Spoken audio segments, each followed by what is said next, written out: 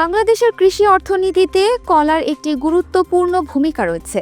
এটি কেবল একটি ফল নয়, বরং এটি কৃষকদের জন্য একটি লাভজনক ফসল। দিনাজপুরে এই বছর কলার বাম্পার ফলন হয়েছে এবং আবাদ প্রতিদিন বাড়ছে। এই ভালো ফলন এবং ভালো দামের কারণে কৃষকদের মুখে হাসি ফুটেছে।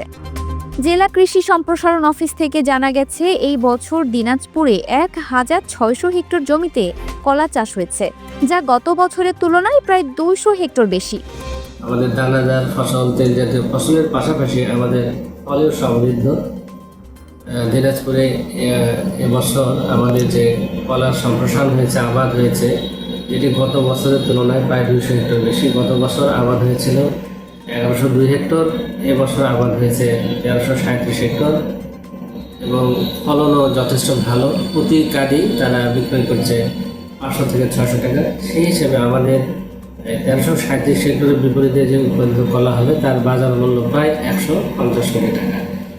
জেলার ১৩টি উপজেলার সব এলাকায় কম বেশি কলার চাষ করা হলেও এর মধ্যে জেলা সদর বীরগঞ্জ, চিরির বন্দর, কাহারোল ও বিরল উপজেলায় চাষের পরিমাণ ৬৫ থেকে ৭০%। শ্রাবণ থেকে আশ্বিন পর্যন্ত ৩ মাস ধরে গাছ থেকে কলা কাটা হয়। এই সময়ে কাহারোল উপজেলার ১০ মাইল মোড় উত্তরাঞ্চলের দ্বিতীয় বৃহত্তম কলার হাট হিসেবে পরিচিতি লাভ করে। এখানে নীলফামারী, পঞ্চগড় ও ঠাকুরগাঁও থেকে চাষিরাও কলা নিয়ে আসেন। এই হাটের ইজারাদার জানান, মৌসুমে প্রতিদিন প্রায় ৭০ থেকে ৮০ লাখ টাকার কলা বিক্রি হয় এবং প্রতিদিন ১৬ থেকে ২০টি ট্রাক লোড করা হয়। আরো আমদানি বেশি হবে, দিন দিন যত যাবে এখন আমদানি একটু বাড়বে। গতবার চেয়ে আমদানি এবার বেশি, দামও বেশি। মোটামুটি এবছর অন্যান্য সব বছর হচ্ছে রেকর্ড পরিমাণ দাম।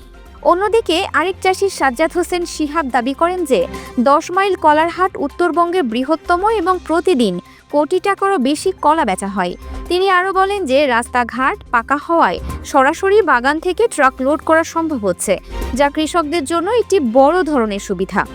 হাটে মেহেরসাগর, মালভোগ, চিনিচাম্পা সহ বিভিন্ন জাতের কলা পাওয়া যায়। এর মধ্যে মেহেরসাগর কলার খ্যাতি রয়েছে দেশ জুড়ে।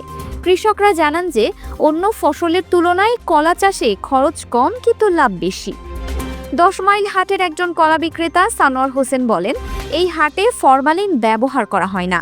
ঢাকা সহ দেশের বিভিন্ন জেলা থেকে পাইকাররা এখানে আসে এবং কলা ক্রয় করে।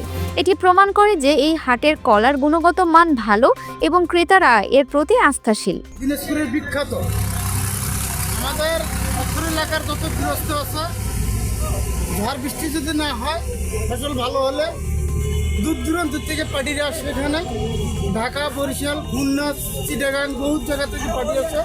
এখানে সব পার্টিরা এসে এখানে কলা বেচা কিনা করে। কৃষি সম্প্রসারণ অধিদপ্তরের উপপরিচালক মোহাম্মদ আফজাল হোসেন বলেন, ১৩৩৭ হেক্টর চাষের বিপরীতে উৎপাদিত কলার বাজার মূল্য প্রায় ১৫০ কোটি টাকা। এটি স্থানীয়ভাবে বাজারজাত হয়ে দেশের বিভিন্ন স্থানে বিক্রি হচ্ছে। কৃষকরা লাভবান হচ্ছে এবং ভবিষ্যতে কলার চাষ আরও সম্প্রসারিত হবে। Multimedia desk, Dinajpur TV. Dinajpur TV মানুষের জীবনের কথা বলে।